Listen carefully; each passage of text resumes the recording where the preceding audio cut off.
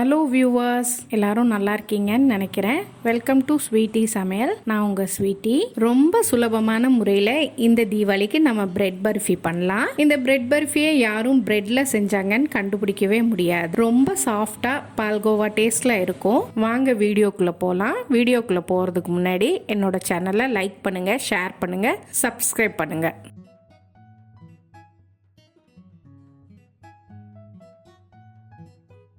நம்ம 4 slice bread எடுத்துக்கலாங்க.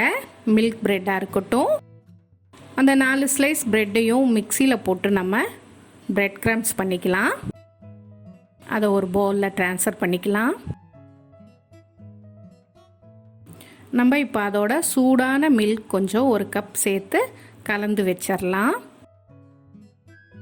இப்போ ஒரு பேனில் நம்ம 2 டீஸ்பூன் கீ ஆட் பண்ணிக்கலாம்.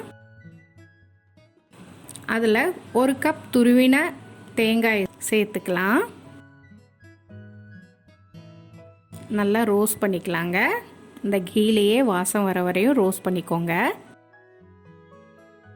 இப்போ அதில் நம்ம 1.5 கப் சர்க்கரையை சேர்த்துக்கலாம். பார்த்து கீழே பிடிச்சிக்கும். நீங்கள் சிம் ஃபயரில் வைங்க. அந்த சர்க்கரையும் நல்லா மெல்ட் ஆகிற வரையும் நீங்கள் கலந்துக்கோங்க. அதுலேயே நம்ம சோக் பண்ணி வச்சுருந்த ப்ரெட்டையும் ஆட் பண்ணிக்கலாம். ஆட் பண்ணி நல்லா கலந்துக்கலாங்க. அந்த கீலையே நல்லா கலந்துக்கலாம்.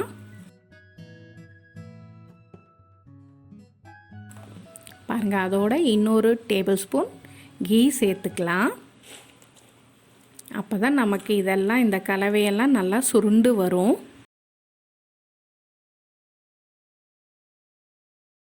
ஒரு கிரீஸ் பண்ண டின் எடுத்து அதில் நம்ம செஞ்சு வச்சுருந்த கலவையை ஆட் பண்ணிக்கலாம்.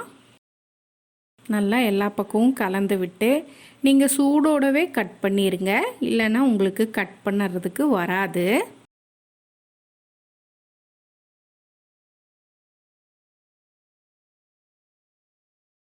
அது மேலே நம்ம ஒரு கை நட்ஸும் சேர்த்துக்கலாம். உங்ககிட்ட என்ன நட்ஸ் இருக்கோ நீங்கள் அதை க்ரஷ் பண்ணி சேர்த்துக்கோங்க.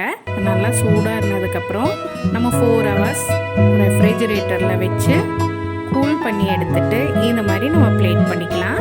பாருங்கள், ரொம்ப டேஸ்டியான பிரெட் பர்ஃபி தயார்.